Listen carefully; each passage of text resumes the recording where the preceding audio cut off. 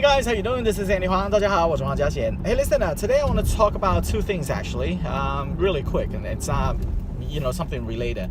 A lot of people are asking, hey, look, what is this thing that we hear all the time? Vicarious responsibility and also fiduciary responsibility. Okay, so everyone just kind of a lot of people hear it, whatever they hear, they just kind of I guess this is what it means. So you have to make sure you understand exactly clearly what it means, because think about it. Well, vicarious responsibility, it's just a way where more so towards the brokers. Okay, so the word vicarious responsibility meaning one individual responsible for someone else's actions. So when you hear about that, you don't, of course, you're not gonna say, oh, okay, so I guess what if I do something wrong, I'm off the hook. Well, in a way you are, because your broker is responsible for all your actions. But think about it, a lot of brokers nowadays are getting smarter. They are getting on their E&O insurance, they're getting riders put in. A lot of these riders are saying that if you have violations towards fair housing violations, obviously they're not going to cover it. So think about it. Fair housing, we talked about the other day, all those protected classes. So the fair housing penalty starts at $100,000 and upwards. Not go, you will never go down. They started at $100,000. Okay, so as you can see, it's a huge responsibility financially and also legally for your broker. So I wanted to make sure everyone understands that vicarious responsibility very, very clearly. Okay, and then the second word is the fiduciary responsibility. Okay, so when you first hear about fiduciary, you probably first time you heard it probably in licensing course, qualifying class, and then also in other terms. So it, simply put, if you remember old cars, OLDCAR, we talked about this over and over and over.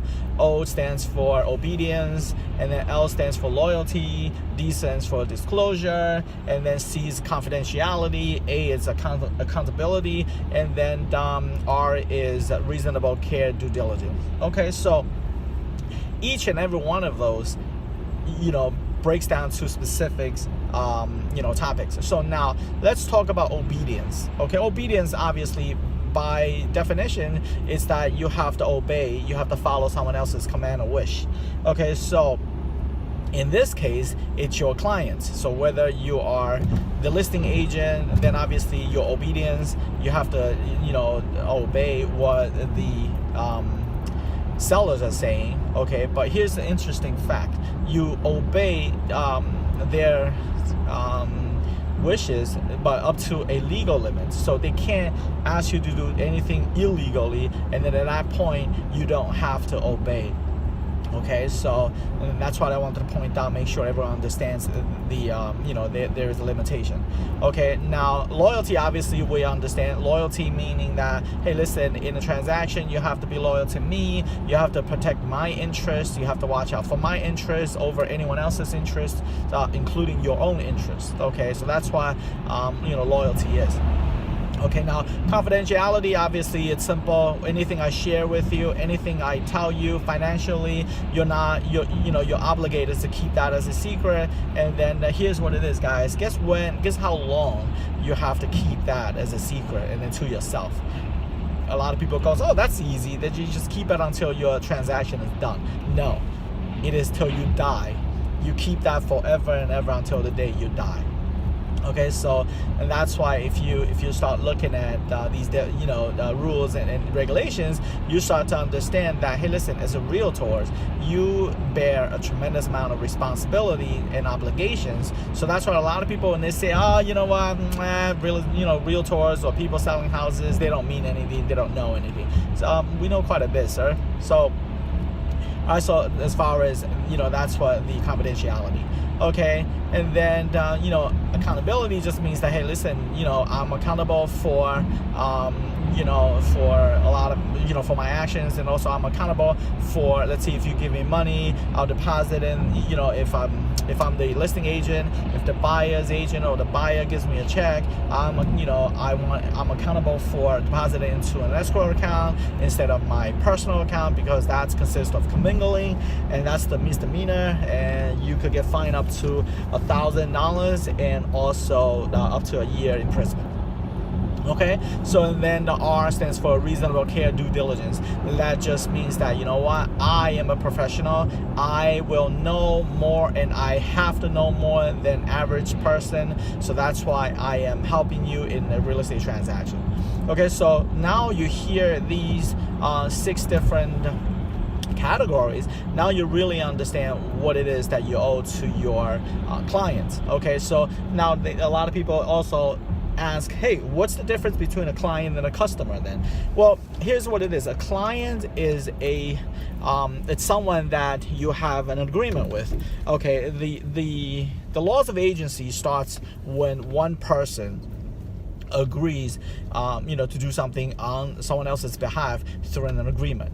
Okay, so now if you understand that, that's how these, for the fiduciary responsibility comes in. Without it, you're simply someone's customer, and then for that, this person, he or she owes you 2 things: just dealing with you fairly and honestly. Okay, so we talked about this the other day, in one of my clips. So it really makes it a huge difference. It's super important, because think about it. Let's go back to what we talked about earlier. Suppose I'm the listing agent, and then I know the sellers are selling this property because they're getting a divorce. This was one of the terms they have to get through, and then I'm not allowed to say it. Okay, a lot of people just loosely say it. A lot of people ask, so what do you think? 2 things the listing agents most frequently ask, and every single day people are violating their fiduciary responsibility, is why are the sellers selling? 2, how much do you think they are willing to take? And then I'm just amazed how listing agents just, without even thinking, just say, they're selling it because they're getting the divorce, and they're selling this, and then they're moving out of state. I'm saying, really?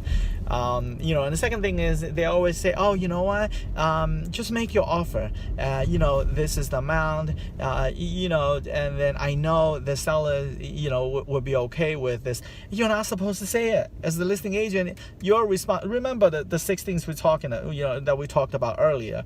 Okay, loyalty, okay, and confidentiality. You just violated these 2 things. You told someone what I share with you, you didn't swear secrecy, but you just share with someone something that I told you in total confidence. Okay, so, and then also loyalty. Listen, think about how they would feel if if you're the seller, and then you found out they could have got you 1.8, and then because the listing agent say, I know they listed at 1.8, but I know they could, they're willing to take 1.75. Right there, you just lost $50,000.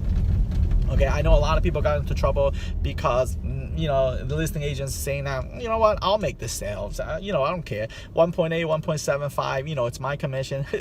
I know one of, I can't tell you who it is, but I know someone actually got into trouble with it because at the closing table, the seller and the buyer, listen, they're not enemies. A lot of people think, at the table, at the closing table, the sellers and the buyers, they're enemies, they won't talk. That's not true. Quite often they do talk, because that's how it started. The buyer went over and shook the seller's hand and say, I want to thank you so much. I would offer more. I would offer the full asking, but this person, meaning the listing agent, saying that, you're okay with this amount. The seller just lost it. The seller ended up suing the listing agent and the brokerage for the for financial loss. And then that's why a lot of people, please understand that, as a realtor, you really have to understand what your responsibilities and what your what your role really is, who it is that you are responsible for, and what it is that you need to watch out for. All right, guys, so again, if you follow me on my social media, I talk a lot about real estate related topics, and as well as some other topics. If anyone just comments, or text me, or saying, hey, listen, I really want to know more about this. Would you be able to spend a few minutes on your next topic, topic of the day, and talking about it? And I have no problem doing that. All right, so guys, this is Andy Huang. You can find me easily across any social media platform, okay? And then you could also reach me directly on my cell phone, 646-996-0859. And then, you could also write me an email. Feel free to write me an email, andyhuangrealtor@gmail.com. And then, one more thing I want to talk about is, when you notice that I give out my phones, so that's why obviously there's call ID, so when your friends and when your family are calling, then you don't have to say this. But if you see an unfamiliar number, or if you see a number that's perhaps your clients, and so on and so forth, make sure you answer the phone to a professional degree. So in other words, you don't pick up the phone and say hello, hi, what's up, stuff like that, what you normally do with your friends. If you call me, I normally, and if you call my voicemail, if I don't pick up the voicemail, will say, thank you for choosing Exit Realty Dynasty. I'm sorry I can't come to the phone right now. Please leave your name and your message, and I will get back to you as soon as I can. And I repeat the whole thing in Chinese, just to, make sure that people understand what I'm saying. So, and that's how it is. A lot of people, I've seen it over and over, because remember, now that's on your business card, that's your business line. You're using that to a business, to a professional degrees. That's why you write it off as advertisement, because that's how you advertise yourself. So now you understand. And also, you don't want people to start judging you, calling you for the first time, and you pick up the call saying, what, huh, just like you just woke up or something. So please make sure and these are simple stuff. I mean, come on, we all, I'm pretty sure there are people out there, you do this for a living, so you don't need, lecture, from me and stuff like that. But I'm just telling you, a lot of, most of the agents, they have their lines on the business, on their business cards, and when you call, they don't answer it in a professional manner. So it's very important. Again, because I was taught and I was trained by RE/MAX, so they're very serious. As a matter of fact, the office will call you from time to time, and then if your message is not professional, they'll point it out. They'll say, hey, listen, I please change your your recorded message, because even though, yes, we're 1099 independent contractors, so they cannot tell us what to do or how to do stuff like that, but based on company policy, they could regulate how and what you say in your voicemail. All right, guys, so again, today is Friday. I know it's kind of gloomy, so I'm actually on my way to take my broker's exam. So keep my fingers crossed, and then I will talk to you guys later. Bye now.